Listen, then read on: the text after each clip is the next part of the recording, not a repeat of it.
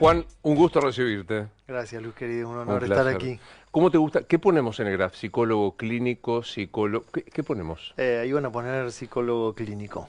¿Te queda cómodo eso? Sí, No es que se achicó la terminología digo, con lo que veo de tu trabajo, con lo que has expandido? sí, soy también conferencista, entonces psicólogo clínico, Está conferencista. muy bien. Sí, Por las dudas, argentino. soy argentino. ¿Y viviendo dónde ahora? Ahora en San Diego, California. ¿Y con esposa argentina? Mi esposa es argentina, mi hijo también. Nos fuimos hace 11 años. Está muy bien. Bueno, este año me acompaña el que nos cuenta exactamente lo que va a durar la entrevista. ¿Cómo te parás frente al paso del tiempo tan minuciosamente contado? Y cada vez va más rápido la sensación de que pasa el tiempo para nosotros, las personas, se acelera eso. Me paro en un lugar de agradecer cada minuto, estar en el presente, porque si no la mente se dispara al futuro y te perdés momentos del presente. Mm, digo, algunos colegas tuyos hablan que ni exceso de futuro porque te genera ansiedad, ni exceso de pasado porque te Te melancoliza, ¿no? deprimes, exacto, sí, exactamente. Así que no es fácil, pero hay que entrenar la mente para estar en el Dame presente. ya la receta para estar en el presente aquí y ahora. Bueno, creo que la receta más fácil y rápida es agradecer. Agradecer el momento. Porque si estás con la mente en lo no resuelto del pasado, melancolía, depresión, tristeza, ya no tiene remedio más que está en tu mente. Y si estás con tu mente y atención en el futuro, que a veces pensamos en un futuro catastrófico, genera ansiedad, miedo, hasta pánico. Entonces creo que agradecer todos los días es la receta más fácil que siempre que puedo y me invitan a programas importantes como este o radio, digo, agradezcan. Es gratis, es fácil y en 3 minutos ya hay química nueva en tu sistema. El cerebro genera otra química que te hace sentir bien y feliz. Es muy interesante lo que planteas porque vos me vas a decir, si es que todavía lo hay, una pelea entre los psicoanalistas, entre los neurocientíficos, Mm. parecían como, y vos, me parece, estás intentando integrar todo esto. Sí, es cierto lo que decís y yo creo que ahora se está integrando. Creo que la persona puede utilizar todas las herramientas que le haga bien. Si le hace bien ir a una terapia de estilo psicoanálisis, o hay muchas ramas también, pero terapia parlante, de que hablas con el terapeuta, sirve muchísimo. Yo siempre lo recomiendo. Te ayuda a descubrir cosas, a ver patrones familiares, a ser consciente de lo inconsciente. Y también esta parte de la neurociencia donde yo exploré y me especialicé para técnicas que quiten lo que la palabra no quita. Por ejemplo, el trauma. El trauma, los miedos, la ansiedad. A veces hablando de un trauma lo empeoras. En cambio, con estas técnicas que no hablas, el cerebro puede reprocesar las imágenes y quitar la emoción asociada a la imagen. Cuando tenemos una experiencia dolorosa en el pasado, a veces la resolvemos, podemos sobrellevarla sin necesidad de ninguna ayuda, y a veces queda la emoción grabada en la imagen. Y cuando piensas en eso, por más que pasen 20 años, revives el malestar. Y ahí es cuando el trauma no está resuelto. Y ahí es cuando la palabra se queda corta. Porque cuando hablas y hablas y hablas, no se resuelve, lo empeoras. Cuando trabajas con imágenes en silencio, el hemisferio izquierdo, que es donde está el área del lenguaje, se deja de oxigenar y se oxigena el derecho donde está la imagen, la emoción, la sensación física que tuvimos con la emoción. Entonces se comunican, por decirlo de una manera fácil, los hemisferios, se integra la información y el cerebro dice, ya estoy a salvo, no pasó nada, y le quitas la emoción al trauma. ¿Y cómo se trabaja con las imágenes? Porque digo, las teorías psicoanalíticas, las que fueren, uno sabe que es ir a hablar, o incluso el silencio como modo de expresar. ¿Cómo Ujú. se trabaja con la imagen? Hay muchas técnicas que una vez que le preguntas a la persona desde cuándo tiene ataques de pánico, por ejemplo, de cuándo tiene esa fobia, te puede decir, a veces no es consciente, pero a veces te dice, desde que me pasó este accidente, este episodio. Entonces vas con imágenes, simplemente le dices, recuerda eso, y ahí aplica las técnicas, que hay varias. Yo enseño algunas que tocas unos puntos de acupuntura en la mano, tocas la frente, cantas una canción, cuentas hasta 5 en voz alta, entonces eso hace estimular a los dos hemisferios cerebrales, sin hablar. Bueno, esto es lo que te digo. Mirado desde afuera parece muy holístico lo tuyo, o sea, Sí. no renegás de ninguna, desde la acupuntura hasta el psicoanálisis clásico, las prácticas más conductistas, la Ujú. neurociencia, lo tuyo es tratar de incorporar Sí, todo. siempre intenté desde el comienzo de mi práctica profesional integrar cuerpo, mente y espíritu también, que es la práctica espiritual que cada uno tenga, más allá de cualquier religión o no. Mm, ¿Cómo me doy cuenta que tengo una fobia o simplemente una aversión a algo? ¿Cuándo se transforma en un, no sé, me decís vos, patología que hay que corregir? Es bien marcada la diferencia de un miedo o aversión a una fobia. Fobia es muy limitante para la persona. Tiene características. Limitante quiere decir, le puede limitar ir al trabajo, puede hasta hacer más largo el camino del trabajo para evitar, puede no viajar en avión y tal vez por trabajo necesita viajar en avión. O sea, le está limitando mucho en su vida. Dos, es sobredimensionada. A veces puede haber un insecto muy pequeño que nunca te va a hacer daño, la persona sale corriendo y se va de la habitación. Es exagerado para el estímulo que no ocasiona riesgo. Esa es otra característica. Eh, ¿Te ha tocado ver alguna fobia impensada que vos digas, alguien que se enfrenta a qué, Sí, como por sí. ejemplo, Fobia a los botones. botones? Sí, parece algo muy extraño Qué y difícil, porque, cuando tenía pacientes vi muchos y la persona no se acuerda cuando empezó. Entonces tienes que buscar ahí con otras técnicas hacer consciente la imagen se llama imagen fundante, cuando se fundó ese miedo intenso a algo que no es peligroso. ¿la fobia se cura? No sé si, yo Sí, uso todas palabras que sí, puedo decir, eso es una bestia. no, está ¿Se perfecto. cura? Sí, sí, claro. He visto a lo largo de mis años de práctica miles de personas. Fobia a volar en avión, a insectos, a claustrofobia, a elevadores, ascensores, lugares cerrados, lugares públicos. Hay miles de fobias. La agorafobia, está la del lugar público y demás, Exacto. parece pero digo, me quedo impactado por esto, botones, bueno, he visto personas con problemas con agujas o elementos Agujas, punzantes. altura, sí, ahí de lo que se te ocurra puede haber una fobia. ¿Es correcto que se tratan corriendo el límite, sometiéndote a la fobia e ir dando paso, que si tengo fobia, tengo ¿El vértigo qué es? Vértigo puede ser acrofobia, que es miedo a las alturas, pero siempre lo hablaba con mi maestro, que era un gran psiquiatra médico, que me enseñó muchas técnicas, y lo hablamos desde el punto de vista de supervivencia. Un poco es natural, porque quiere decir que el Claro. cerebro te está diciendo, correte ahí porque te vas a matar. Es una alerta natural. Pero si a veces la persona está sufriendo y no es tan alto, ahí ya es una fobia. Retomo la pregunta, digo, tengo fobia a las palomas. Sí. ¿Me vas haciendo acercar a la paloma hasta que lo pierda? Esa es una herramienta que se llama desensibilización por exposición de la terapia conductual, que sirve porque te vas exponiendo poco a poco. A veces a algunas personas les sirve, a otras no les sirve, salen corriendo, no lo soportan. Entonces sufren mucho en esa exposición. Estas técnicas le evitas el sufrimiento. Y además el cerebro no hace falta tenerlo enfrente para que crea que es real. Una característica inherente del cerebro es que si cierras los ojos y piensas que tienes una paloma enfrente y tienes fobia a las palomas, ya la persona empieza a tener taquicardia, sudoración, porque lo que piensas el cerebro cree que está pasando, no distingue un pensamiento o una imaginería de la realidad. Entonces, puedes estar sin el estímulo, hacerlo pensar en eso y se va a conectar igual que si lo estuviera Claro. viendo. Lo trabajas, la persona lo trabaja y después vuelve a pensar en eso y ya no le molesta. Y la clásica respuesta es, ¿pero qué me va a pasar cuando de verdad tenga enfrente a las palomas o vuele en avión? No te va a pasar nada porque ahora pensaste y no molestó. Y antes pensabas y te da taquicardia. Y si sube un poquito el monto de ansiedad en el momento, vuelve a aplicar la técnica. Es autoaplicable. No me necesita a mí para que yo esté ahí en Claro. el momento. ¿Hay fobias de género? ¿Hay fobias más masculinas o fobias más femeninas? No, yo creo que no.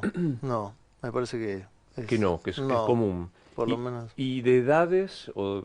¿Los más jóvenes fobias de algunas cosas? ¿O tampoco? No, a veces cuando la madre o el padre tiene una fobia a algo, por más que no se lo inculque a su hijo o hija, de observar lo aprende. Si mi madre tiene fobia a los perros y yo tengo 5 años y veo que sale corriendo cada vez que hay un perro, voy a aprender a salir corriendo frente a un perro. Son fobias aprendidas, porque muchas veces cuando atendía niños o adolescentes me pasaba que no encontraba un trauma. Entonces, Era ahí. investigando, ¿alguno de ustedes tiene fobia a los perros? Y la madre, sí, yo. Y bueno, lo aprendió como respuesta. ¿Y eso se cura por Sí, más que haya sido educado sí, en sí, esa sí, fobia? sí, sí. El cerebro es tan complejo que a veces podemos tener un trauma sin haberlo vivido, sin haberlo vivido. Recuerdo una vez un paciente que tenía fobia a volar en avión. Investigué, hice su historia clínica, nada, cité a los padres, nunca habían viajado en avión, ni siquiera habían viajado, así que no fue un trauma volando ni nada. Y con una de las técnicas, para ser consciente de lo que está tapado, recordó espontáneamente, él tenía 5 años y vio por televisión el atentado a las Torres Gemelas. Entonces, verlo, aunque sea por televisión, el cerebro a veces lo graba como si hubieses estado ahí en persona. Qué interesante. O sea, vos Sí, nunca lo había vivido ni de cerca. nunca. Se llama trauma vicariante, es una manera de decirlo. ¿Trauma? Vicariante, que es, no me pasó, pero me impresionó tanto verlo que fue como si me hubiese pasado.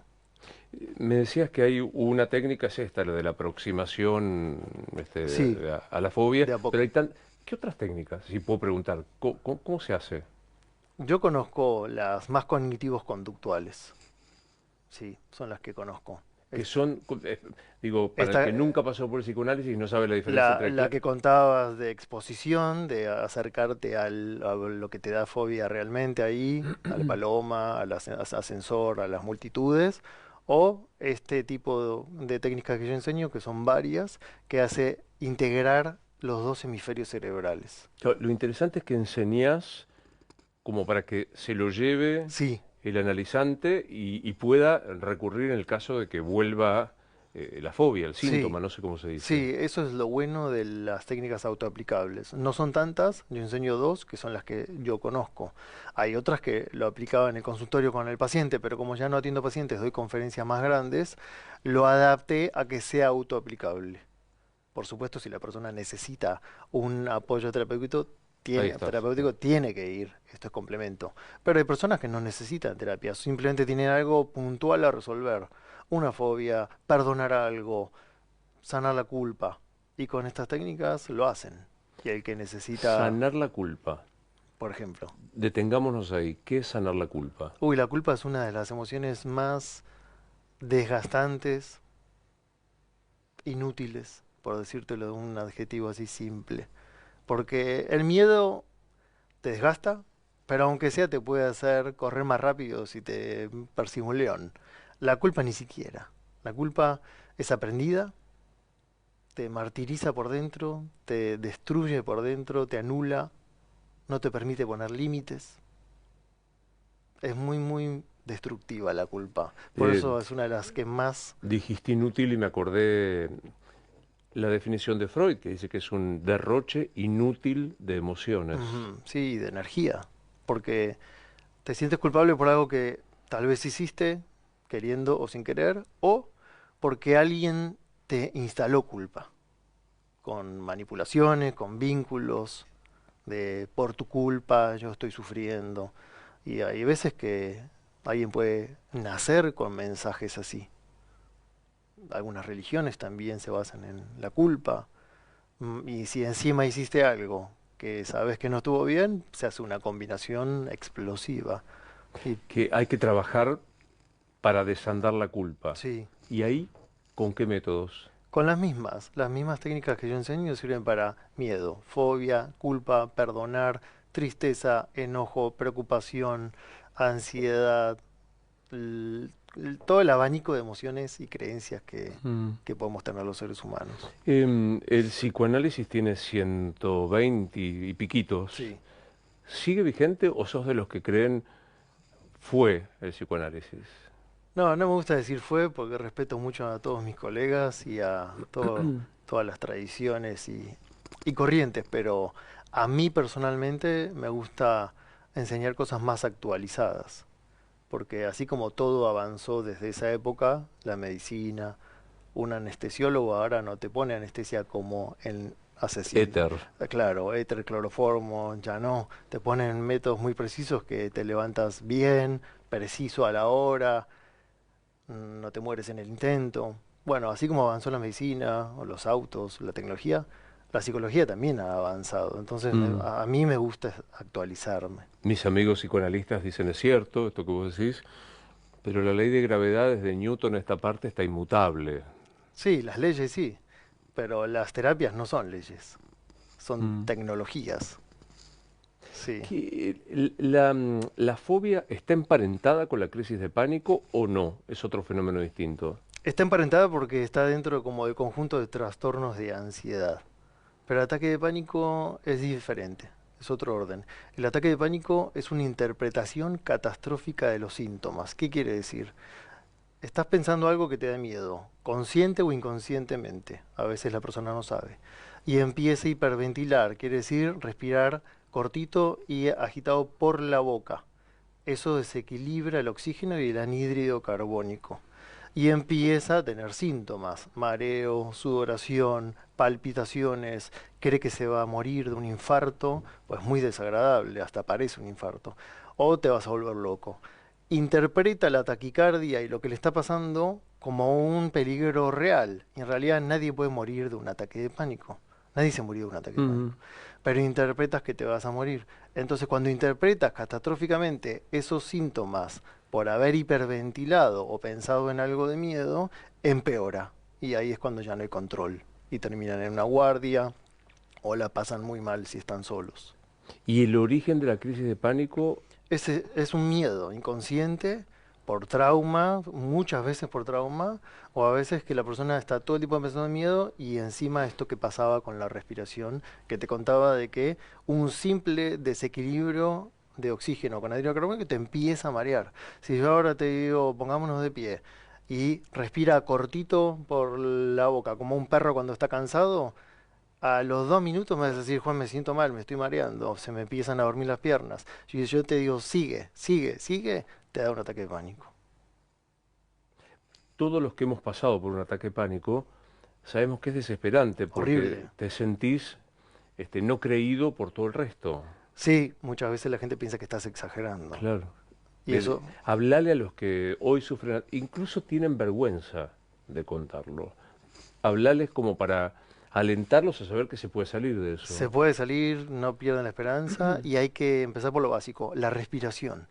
Antes de empezar a pensar si tuve un trauma, cuál es mi miedo, empezar a entrenar la respiración, boca cerrada por ley y respiras lento por la nariz. Y eso corta ese desequilibrio que hablábamos. Me Entonces, muero, Juan, me ahogo si me hace respirar. pero porque no estás acostumbrado. Y eso es la respuesta que casi siempre las personas que suelen tener ansiedad crónica hace mucho, te dicen, me falta el aire, no me alcanza, necesito tomar aire por la boca. Es entrenamiento, sí, es verdad, porque no estás entrenado, pero eso se entrena. Pero es clave, ¿eh? Es clave para empezar a sanar el ataque de La pánico. respiración es clave. Mi maestro, este médico que te contaba, me decía, cuando yo estaba aprendiendo y él supervisaba mis casos, le decía, vino un nuevo paciente con ataque de pánico y me decía, ok, quiero que le hagas tener un ataque de pánico en el consultorio. Y yo decía, ¿estás loco? ¿Cómo voy a hacer eso? Me asustaba a mí. Y él me decía, tranquilo, te voy a enseñar cómo. Y hacía esto que te decía, le haces poner de pie, le haces respirar cortito y Cortito. rápido por la boca, le tomas el tiempo, se va a asustar, le va a empezar a faltar el aire, va a empezar con cosquilleos en las manos, sudoración. Le dices que se quede tranquilo, que nadie se murió de un ataque de pánico, que estás ahí apoyándolo. Y cuando empieza, le dices, ahora cierra la boca y empieza a respirar por la nariz. Obviamente le va a costar, y le costaba, pero lo iba calmando, calmando, calmando, y de repente frenaba. Decían, ah, pude hacerlo, lo pude controlar. Entonces lo voy a poder controlar en el ascensor, o en medio de una multitud, o en el medio del auto en la ruta. Y eso les daba mucha seguridad. Y como complemento, trabajamos cuando empezó, qué estaba pasando en su vida cuando fue el primero, y ahí siempre descubres traumas. ¿Cuánto de importante es la respiración? Bueno, técnicas orientales o de meditación sostienen que la respiración es todo. Sí. ¿Cuánto de importante es? en esto que estamos hablando es muy importante, te diría 50-60%. Es muy importante. La respiración es tu conexión con la vida. Nacemos, cortan el cordón umbilical y empiezas a respirar con tus vías respiratorias y pulmones. Y cuando te vas de este mundo, lo último que haces es la exhalación final. Es la conexión con la vida. Oxígeno, si se desequilibra, empiezas a estar mal. Es- son muy útiles. Hoy hay como unas corrientes, por lo menos en redes, de que solo hay que respirar por la nariz. He visto deportistas de altísimo nivel Mm. que precintan la boca Ah, para dormir, ¿no? para dormir y para entrenar. Sí, Lo vi, no quiero meter la pata con cuál de los tenistas de primer sí, nivel, sí. entrenando. este, por la Sí, nariz es distinto respirar que por la boca. entra más oxígeno y evitan esos desequilibrios. Sí, aprovechan más el oxígeno, durmiendo o también entrenando. Te tienen que guiar, ¿eh? No es así de fácil. Claro. Cierro, como te preguntaba, por las fobias, por el ataque de pánico. ¿Se cura? Sí, sí, sí, sí, he No, visto. es súper alentador. No, sí. Y Por descubre el origen. favor, que la gente tenga Claro. esperanza de que haciendo las terapias correctas, con las técnicas correctas, se cura. Y He visto miles de casos. descubro el trauma siempre. A veces no, Ah, pero lo me quedo más bueno, tranquilo. No, nada, jamás hablo en primera persona, pero solo como modo de ejemplificar. Yo trabajo de esto haciendo varios programas. Hubo una época, en el estudio acá al lado, no podía hacer un determinado noticiero claro, porque empezaba a respirar cortito claro. y sentía que iba a morir. Y Ajá. gracias a la inmensa Mónica Gutiérrez que se dio cuenta, Mm. que dijo, tranquilo, nos pasa a todos, estás cansado, estás ansioso. Y nunca logré entender que era que solo en ese lugar, ni 3 horas de radio, ni 2 horas de otro programa, ¿por qué en ese lugar me pasaba? Algo te lo disparaba, pero puede ser en esa época o puede ser mucho antes y eso era el disparador. Es muy complejo. Cada persona tiene que buscar dónde está la escena fundante. Pero muchas veces no te acuerdas, pero como la memoria celular, que es las emociones grabadas en nuestro cuerpo, guarda mucha información, hay veces que la persona trabaja la sensación y no vuelven más.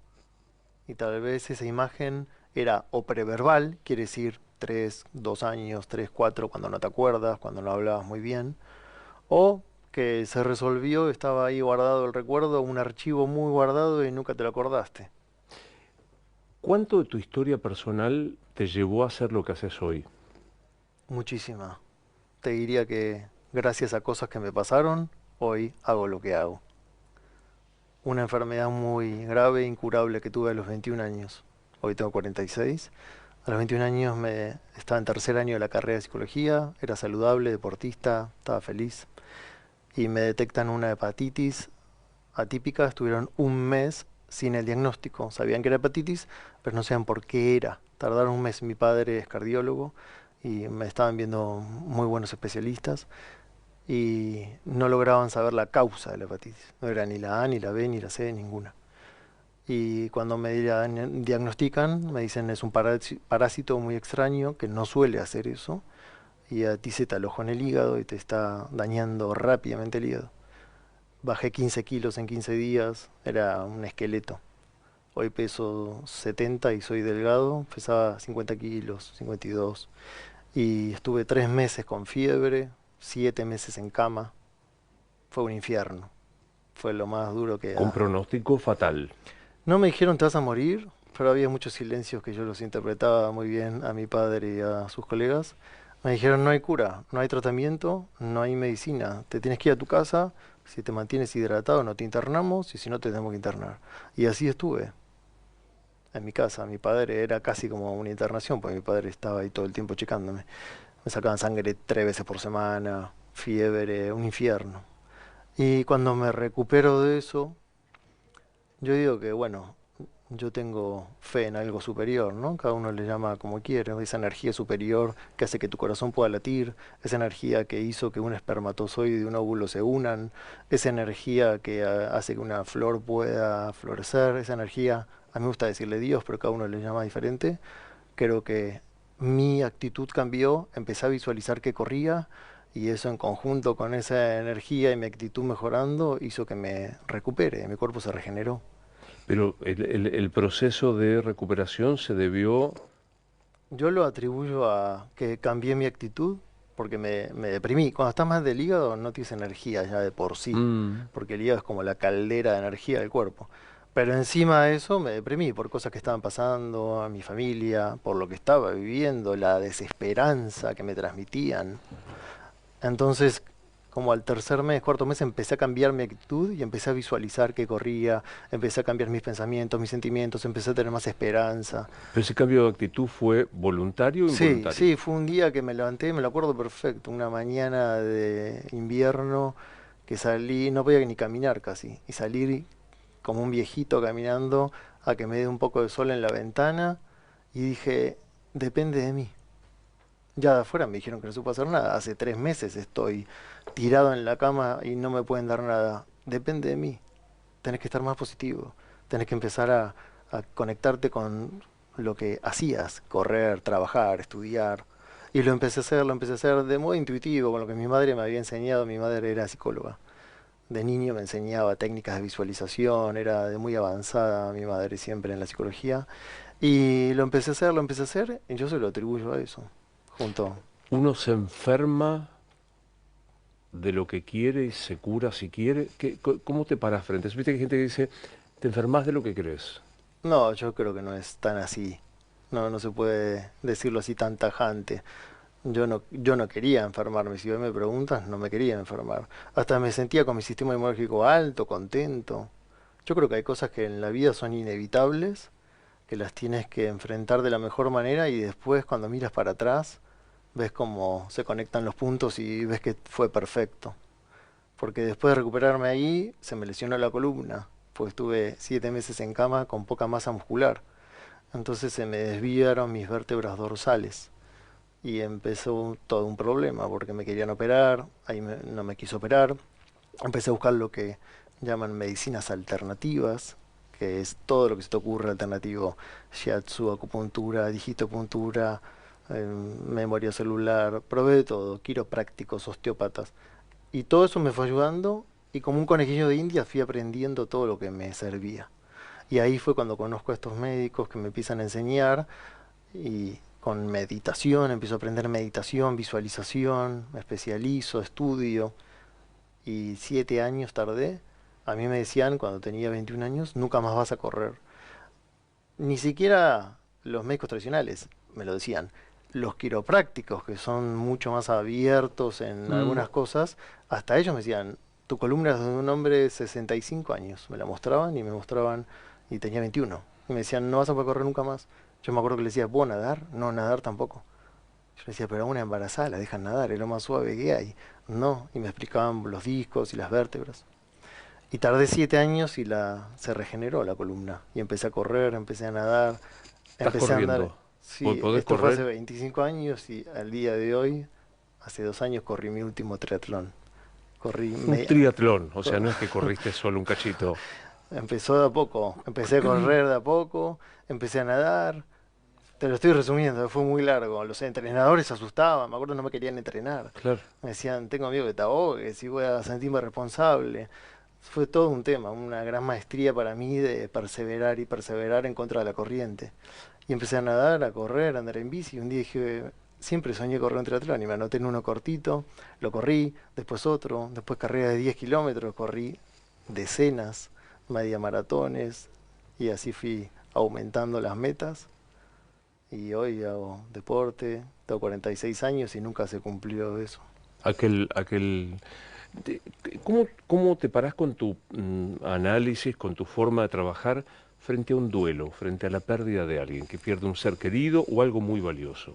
Primero con mucha empatía porque yo lo viví. Mi hermano se suicidó, mi hermano que amaba, el más grande, hace 9 años se quitó la vida. Así que sé muy bien lo que es. Mi madre partió de manera trágica también. Mi tía, tuve muchas experiencias, un amigo cuando estaba en la universidad, lo atropelló un auto. Entonces tuve muchas experiencias desde joven y eso me llevó a trabajarlo de una manera más espiritual. Y al haberlo vivido, lo puedo transmitir a las personas con esa certeza de que es muy doloroso, ni hablar con un hijo, ¿no? Es muy doloroso, pero se puede. Se puede dejar de estar triste toda la vida. Hay veces personas que dicen, esto no lo voy a superar nunca. Mm. Y sí después lo hacen. Y me dicen, tenías razón, gracias por seguir insistiendo en que lo haga. Estoy pensando que tu carrera de grado fue la psicología, tu PhD es tu vida. La vida, sí, es cuando uno más aprende en realidad. Porque si estudias y solo es teoría y tienes a alguien que está sufriendo y no viviste sufrimiento, por más actitud y ganas de ayudarlo, no va a ser lo mismo. Entonces hoy entiendo todo ese dolor, me ayudó para hoy entender mucho a las personas y acompañarlas. Siento siempre que si sirve para que una persona pueda, este trabajo tiene sentido. Sí. Hablale a una mamá que perdió a su hijo, a un papá que perdió a su amor, el amor de su vida, aquel que atraviesa por este duelo que vos muy bien definiste como yo esto no lo puedo superar. Ujú. Es un proceso, no es de la noche a la mañana, lleva un proceso, depende de cada persona cuánto tiempo va a ser, pero algo que tenemos que soltar es el por qué. Siempre decimos por qué si era sano, por qué si era joven, por qué si era un niño, y eso no lo vamos a entender, eso es un misterio. Pero cada alma necesita experimentar ciertas cosas. Así como vos experimentaste algunas, yo otras y todo el mundo otras. Algunos despiertan a su parte espiritual con un accidente, otros con una enfermedad, otros con la pérdida de un ser amado, otros con la quiebra de su negocio. Uno toca fondo con experiencias de la vida. El dolor es un cachetazo que te despierta. Pero una vez que pasó, no podemos estar ahí estancados con ese dolor. Me quedo con dos cosas que dijiste. Primero, una muy fuerte. El dolor es un cachetazo que te Te despierta. despierta, pero para que dejes de sufrir. Suena paradójico, pero es, te despierta el dolor y ahí tienes que resignificar y aprender y darle un sentido a tu vida. Si te quedas apegado a ese dolor, no sirvió ese aprendizaje. Y lo otro que dijiste es, no ayuda preguntar por qué a mí. No, eso no, nos pone como en un callejón sin salida. Es normal hacerlo, ¿verdad? Todos los hemos hecho, yo también. Pero en realidad es, ¿para qué me está pasando esto? Pero ¿y Pa- para qué me pasó a mí que perdí a mi hijo? Siempre hay un aprendizaje en eso. Es inevitable, ¿verdad? Ya no puedes volver atrás. Tienes dos caminos. Decir por qué a mí, enojarte con la vida, con Dios, con todos, ni hablar si lo mataron. Y el otro camino es, no tiene vuelta atrás esto. Va a ser un misterio siempre. Pero ¿para qué lo estoy viviendo? ¿Para qué a mí? Y ahí puedes encontrar la salida. Hace no tanto en otro programa entrevisté a una joven, muy joven, 30, que la diagnosticaron de Parkinson. Mm, Y ella me dijo algo que me quedó muy resonando. Me dijo, voy a citarla textualmente, es una mierda, es una montaña de mierda mm, recibir el diagnóstico. Yo sí, tenía dos opciones, o me sumergía en esa mierda, o trataba de hacer compost. Y me pareció tal cual, es una buena imagen. una iluminación, ¿no? Ese es el para qué, lo que te dijo. Es, ya está, esto está pasando. O me quedo ahí, me deprimo y mi vida no va a tener más sentido y todo lo voy a ver negro, o lo transformo. ¿Y cómo acompañas a ese paciente o cómo se puede acompañar a esa persona en la búsqueda del para qué y desanclarte del por qué? Primero con empatía, con compasión, compasión bien entendida, que es quiero que dejes de sufrir. Yo sufrí, a veces sigo sufriendo, pero salgo, aprendí a salir. Entonces quiero que dejes de sufrir, sé lo que es, pero se puede. Hay que tener mucho cuidado en poner a la persona que está sufriendo algo en un lugar de víctima, porque solemos caer en esa trampa, todos hemos estado ahí. Entonces es, te entiendo, es muy doloroso, no tiene palabras, viví cosas parecidas o no, me lo puedo imaginar, pero sé que vas a salir, porque yo salí y porque cientos de miles de personas que se cruzaron en mi camino o a veces online, pero me escriben, lo hicieron. ¿por qué vos no vas a poder hacerlo? Pero subrayemos esto, es algo que parece generoso y es todo lo contrario, poner a esa persona en el lugar de la víctima. O sea, si él es una víctima, no lo estoy ayudando. No.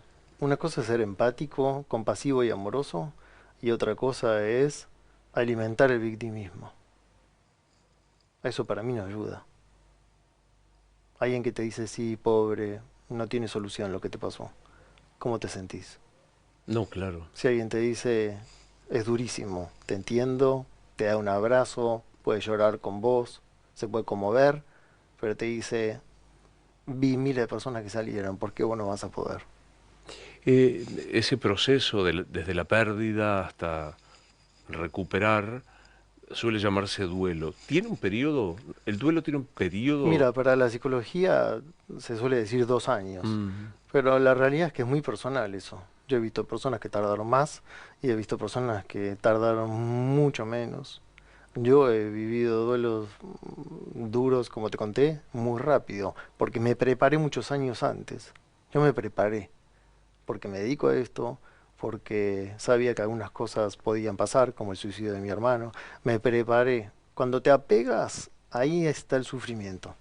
Cuando empiezas a amar sin apego, quiere decir, te amo y disfruto el momento, estés, no estés, te vayas o no te vayas, seas como seas. Cuando empiezas a practicar eso, si pasa algo, sufres menos. Es dificilísimo, Juan, Sí, amar sin apego. sí. Es Profu- nuestra maestría más difícil. pero Es el amor, profundiza un poco más. el amor incondicional, es eso. Incondicional, la palabra lo dice, sin condición. Es te amo aunque la condición cambie. Yo lo vi con mi hermano, esto, y te lo comparto. Es, lo amaba, se quitó la vida. Ah, entonces ahora voy a estar triste y deprimido, entonces no lo amo. Me voy a enojar porque lo hizo. Eso no es amor. Esa fue mi gran maestría de amor incondicional. Fue, te amo aunque hayas tomado esa decisión, que a mi ego le duele y toda la familia está destruida. Pero te la respeto. ¿Quién soy yo para decir no lo tendrías que haber hecho? Pero eso incluye todo tipo de desapego. Digo, no vayamos a este drama que me provoca gran admiración de tu parte. ¿Cuánto te tomó el duelo del suicidio de tu hermano? No, eso me preparé mucho, entonces lo sané muy rápido. Fue triste, obviamente, pero no hay que confundir. La tristeza es normal. Vos puedes estar feliz, pero un día estás triste. No dejaste de estar feliz. La felicidad es un estado. La tristeza es una emoción pasajera, que te puede durar un día, 2 días o un año. Si te estancas en la emoción, ahí aparece la depresión, el dolor, el sufrimiento. Uno puede vivir mucho dolor intenso y después salís. Y eso no es sufrimiento, es un dolor inherente a la vida. Pero digo, vuelvo a esto otro, amar desapegadamente. Sí, No sé si existe el adverbio, pues sí, me gusta. sí, sí, Desapegadamente. ¿Incluye todo? todo. Lo material, los vínculos. Si vos perdés algo y estás apegado, vas a sufrir más que si lo perdés y no estás apegado. Tengo una pareja que le gusta, le atraen 25 parejas sexuales y yo creo en la monogamia. Me desapego. Bueno, está conmigo. No, eso es diferente, me parece. ¿Eh? Ah, viste, ya te No, no, no. veía. No, no, porque ahí uno es libre para decir perfecto. Yo no elijo eso. Yo elijo ser fiel. Me gusta que seas fiel. Uno puede amar a todo el mundo, pero tampoco, no sé, eso es muy particular. Mm, Entramos ya en un terreno, te voy a pelear el amor incondicional. sí. Yo siempre digo que no hay amor incondicional, ni siquiera por un hijo. Porque si un hijo me propone dañarse, yo le pongo condiciones y no lo acompaño. Ah, totalmente, pero eso es un límite sano, porque está bajo tu control. Pero si tu hijo tiene 48 años, ya no lo puedes controlar. No, control no, pero si me propone, pongo un ejemplo extremo casi de cine, padece una adicción y me pide como modo de ser feliz o de estar placentero por un tiempo, dinero para comprar cocaína, yo no lo acompaño, es No, una condición. totalmente de acuerdo. Pero es una condición de poner un límite, pero no lo dejaste de amar. No, no, Por claro. eso, de hecho el límite es una demostración de amor. ¿Qué abordaje tenés con las adicciones justamente?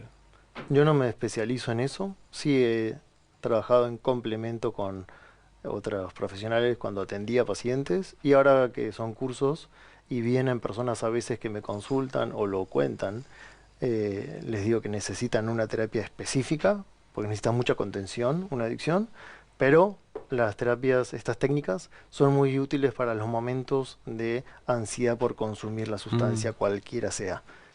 ¿Por qué? Porque cuando hay ansiedad, el cerebro está ahí, el sistema nervioso, el sistema simpático está muy activo. Cuando aplican estas técnicas, se activa el parasimpático y se calma la persona. Entonces, si lo hace antes de querer consumir, junto con una terapia adecuada, da muy buenos resultados. He visto gente que salió de adicciones muy duras haciendo estas técnicas en conjunto de terapia. ¿La pandemia trajo nuevos trastornos de ansiedad? Yo creo que los aumentó. No sé si nuevos, pero bueno, lo que vi nuevo es suicidio infantil. Yo nunca había visto, o preadolescente, nunca había visto suicidios de 11, 12 años. Y después de la pandemia escuché y me contaron y vi de cerca varios casos. Eso te podría decir que es nuevo para mí. En mi humilde trayectoria no había visto suicidio infantil. ¿Y lo atribuís a? Y bueno, sí, el encierro, la violencia doméstica, todo lo que se vivió que fue muy duro, eh, fueron los causantes. Los otros días la Universidad de Buenos Aires, creo que era, mostró un informe de alumnos que van hasta los 24 años de la dificultad de vincularse cara a cara. La pandemia Ah, exacerbó sí, el uso de la comunicación sí, virtual. exacto. ¿Y qué se hace? Digamos, qué te pasa? Llega un paciente que te dice, no puedo abordar Sí, a una mujer sí. Es porque todo no... un tema, es la fobia social que existe hace mucho y eso fue una de las cosas que se incrementó mucho, la fobia social de los jóvenes y adolescentes. Por lo que decís, están metidos tuvieron mucho tiempo ahí y cuando volvió a abrir al mundo, muchos no podían volver a vivir eso, era como posguerra. Claro. Haber estado encerrado con dolor, dolor, dolor en todo el planeta y de repente no saber cómo volver a vincularse.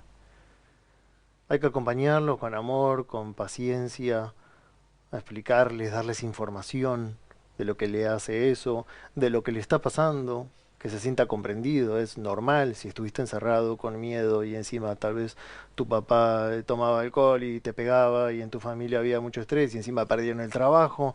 Hay que validarles ese miedo que tienen terror a volver al mundo y a vincularse. De este rato de charla, cada vez que hablas de una terapia, de una técnica, antepones empatía, amor.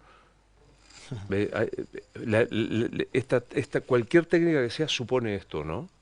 Eso lo aprendí de mi madre. Mi madre siempre me decía, ella me enseñó a hacer retiros, me enseñó muchas técnicas, hacía terapia familiar, me dejaba participar de sus sesiones de familia cuando yo era estudiante avanzado de psicología como coterapeuta.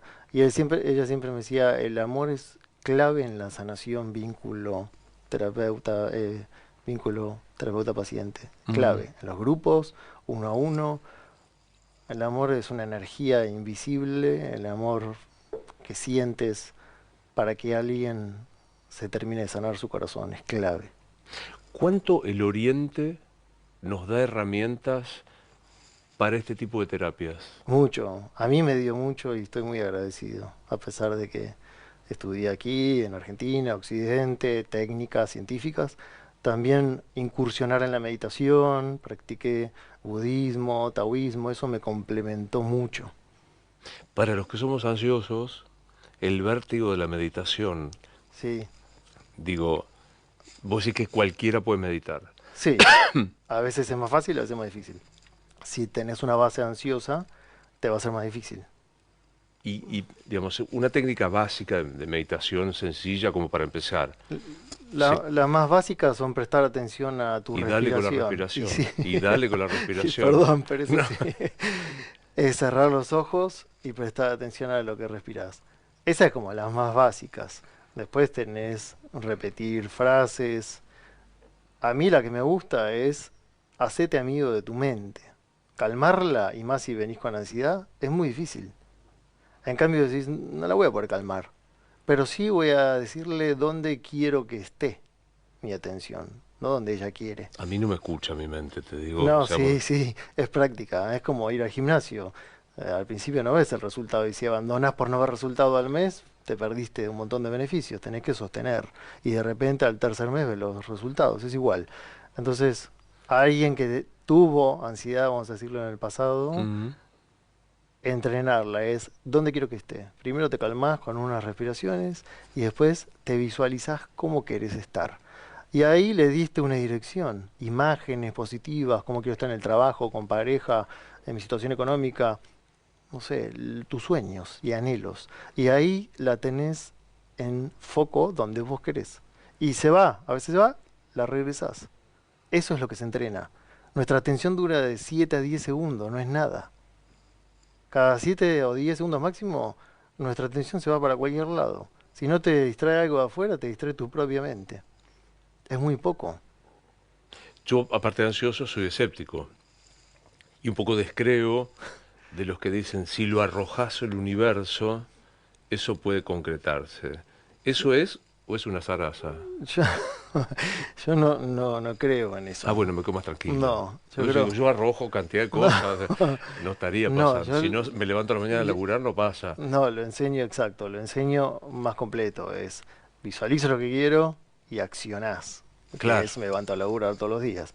Es ¿qué quiero? Listas. Aunque te parezca algo simple, hay experimentos en Harvard y otras universidades prestigiosas que demostraron que la persona que hace listas es más efectiva y cumple más los objetivos que el que no hace listas. Tan fácil como escribir algo. Lo que querés, lo visualizás y todos los días accionás en esa dirección.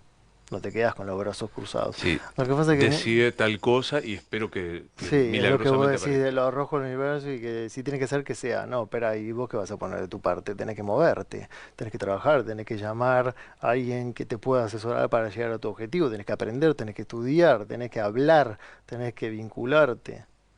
Lo que pasa es que sí, se distorsiona mucho esto de la visualización. Sí, o con Lo hace- grandes frases como si sucede conviene. claro, y eso es más conformista. Es, ah, bueno, sucedió con lo Me que me convino, conviene. claro. No, podrías haber hecho X cantidad de cosas si eso no pasaba. Juan, ¿quién sos? Me considero un humilde mensajero que le recuerda a las personas el poder que tienen dentro. El mensaje es de quién a quién.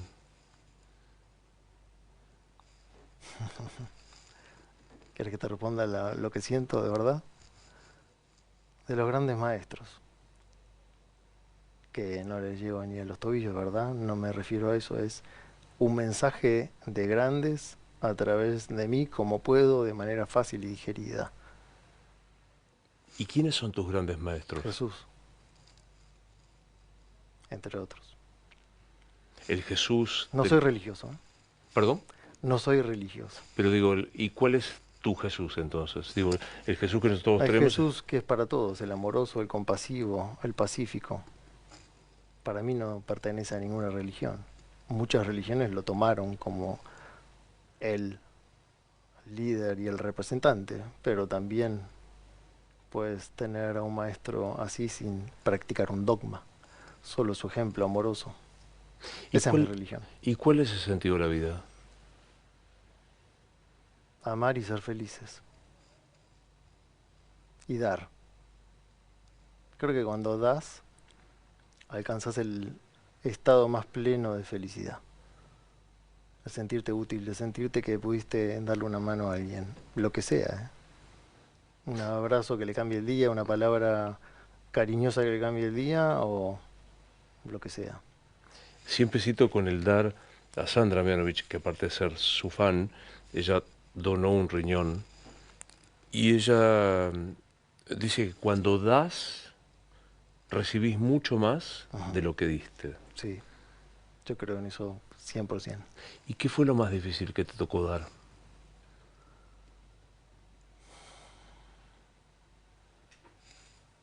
No sé, me encanta dar. No lo recuerdo como que alguna vez fue difícil hacerlo. Creo que es fácil. ¿Y qué vas a hacer cuando seas grande? Lo mismo que ahora. Ojalá que pueda dar más todavía. Lo mismo.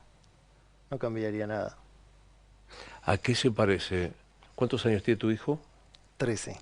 Estamos ahí arrancando. Sí. Pero ¿qué pasa cuando te reconoce, cuando te da un abrazo o papá te amo? Es lo más lindo, el estado más lindo que puedo vivir. Sí, son grandes maestros, los hijos. ¿Y cómo haces para que tu profesión no le gane a tu instinto de padre, o tus ganas de ser padre como querés, y no chequear que estés haciendo lo que haces con tus pacientes? Si me equivoco, Sí, nada, qué sé yo, decir, meter la pata. O sea, sí, siempre. Es imposible no hacerlo. Y le pido perdón. Es perdón. Estoy aprendiendo. está muy bien. Bueno, tengo que hacer algo que es muy vertiginoso, que es hacer esto para que se termine. La arena es como empujar el tiempo, es un poco omnipotente el empujar el tiempo. Pero me queda un ratito más, ¿me aguantás? Sí, claro. ¿Dónde te lee, dónde te encuentra? ¿Hay algún sitio web? Dame todas tus coordenadas para la gente que quiera verte. Donde más estoy es Instagram, Juan Lucas Martín Oficial, y en mi web, que hay toda una plataforma, juanlucasmartin.com, donde hay herramientas gratis para todas las personas que quieran empezar a conocer las técnicas. ¿Cómo venciste el temor a estar frente a la gente viva en un teatro que te mira y que espera algo de vos? Con práctica y sacando el miedo al que dirán. A mí me da vergüenza hablar en público. Yo estoy acostumbrado a estar uno a uno en mi consultorio, tranquilo, en confort. Y cuando empecé a sentir este llamado en mi corazón de enseñar a más personas para compartir lo que a mí me había hecho de bien, me costó muchísimo. Práctica, práctica, práctica y el miedo a la mirada del otro. Y ahí se despejó y hoy amo hacerlo. Tengo una fobia, puedo curarla, sanarla. ¿Qué verbo tengo que usar? Sí, está perfecto. Curar, sanar. Curar. Tengo una crisis de pánico también. Sí, Tengo culpa también. también. Hay que pelearle a la culpa, ¿no? Lleva un tiempo, pero se puede. Bueno, yo termino siempre el programa con un cuestionario que robé Ok. a un gran entrevistador del Actor Studio, que era James Lipton, que a su vez se lo robó a un francés que se llama Bernard Pivot, que a su vez se lo robó a Proust, así que creo que ya está prescripto, Es de todos. ya está ahí. ¿Cuál es tu palabra favorita? Gracias. ¿Cuál es tu palabra menos querida? No vas a poder. ¿Cuál es el sonido que más te gusta en la vida?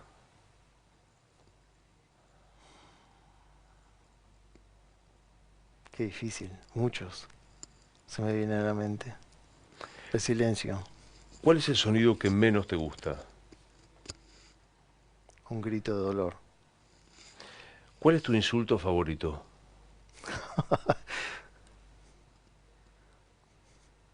No sé, no me gusta insultar, No te gusta insultar. pero carajo. ¿Insultás en castellano o en inglés? No, en castellano. Si Dios existe, ¿Dios existe? Sí. Pero no tal vez el Dios que nos hicieron creer las religiones. El Dios como una energía amorosa, fuente inagotable, que es la fuente de todo. Bueno, déjame jugar al catecismo de los chicos. Sí. Llegás y está Dios en las puertas del cielo. ¿Qué te imaginas que te va a decir?